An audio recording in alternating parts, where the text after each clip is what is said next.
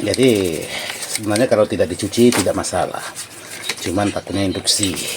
Jadi yang paling bahaya itu kalau kikit seperti ini yang sudah kena kencing tikus atau kencingan semut, itu udah sangat susah. Karena kit blazer ini paling mudah sekali hangus di bagian R yang 100 ohmnya ini. Jadi tinggal sahabat selusuri, kalau memang hangus di bagian mana, jadi sahabat selusuri aja R 100 ohmnya ini masuknya ke bagian apa. Jadi ada beberapa komponen yang tidak saya ganti di sini karena menurut saya kakinya cukup lumayan bagus karena menggunakan kakinya tembaga, jadi tidak mudah karatan. Tapi yang karatan itu udah saya ganti semua.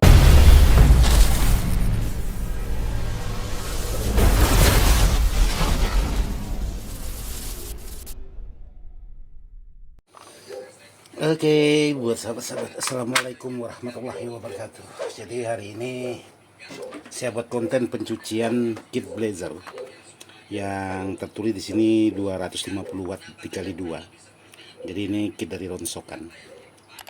Jadi saya coba cuci dulu supaya bisa dipakai. Mudah-mudahan masih bisa dibenahi menggunakan sikat gigi. Jadi sebenarnya kalau tidak dicuci tidak masalah, cuman takutnya induksi.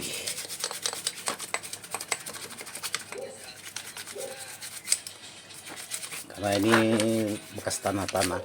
Jadi yang paling bahaya itu kalau kikit seperti ini yang sudah kena kencing tikus atau kencingan semut, itu udah sangat susah. Yang bikin susah itu di bagian solderannya ini mati. Jadi mau di solder ulang semua, solderan yang lama harus dibuang.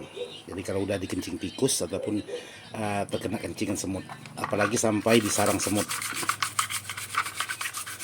Jadi kit power blazer menggunakan satu set transistor menggunakan Sanken. Nanti saya rubah menggunakan Toshiba aja.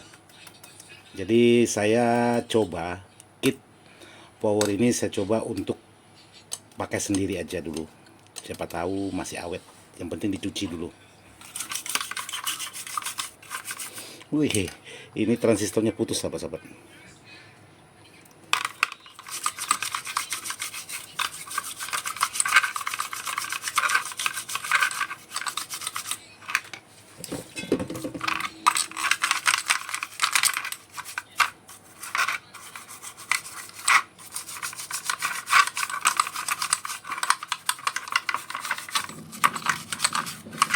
Jadi untuk power khususnya pakaian sendiri, ya menggunakan ronsokan tidak masalah.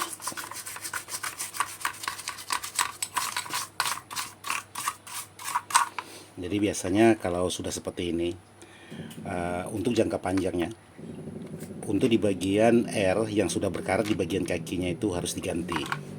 Jadi jangan tidak diganti.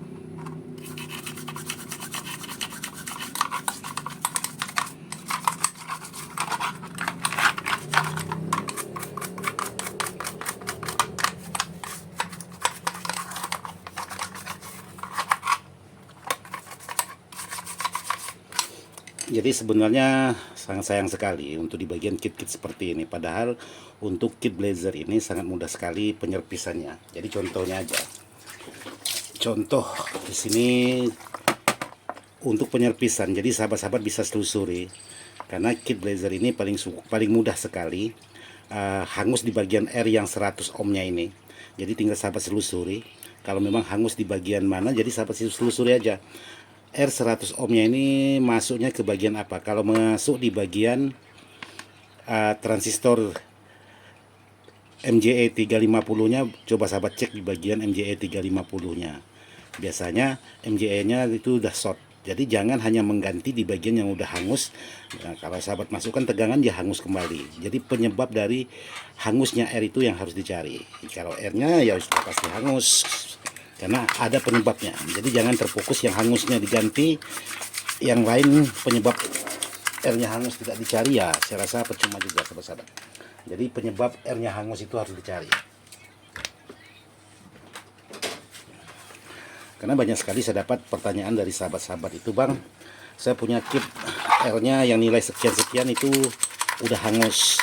Begitu saya ganti, saya masukkan lagi tegangan, hangus lagi. Ya, karena penyebabnya hangus di bagian R tersebut tidak dicari, hanya terfokus penggantian R yang hangus. Jadi kalau bisa cari penyebab kenapa R itu bisa hangus, pasti ada penyebabnya, sahabat-sahabat. Sama juga dengan fuse putus itu pasti ada penyebabnya, pasti ada yang short.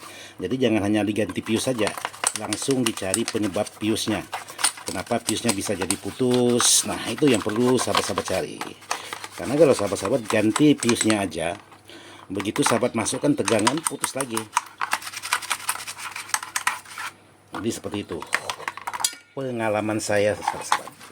Jadi nggak tahu juga kalau pengalaman sahabat-sahabat, mungkin berbeda-beda pengalaman. Jadi ini diodanya dipasang pendingin seperti ini.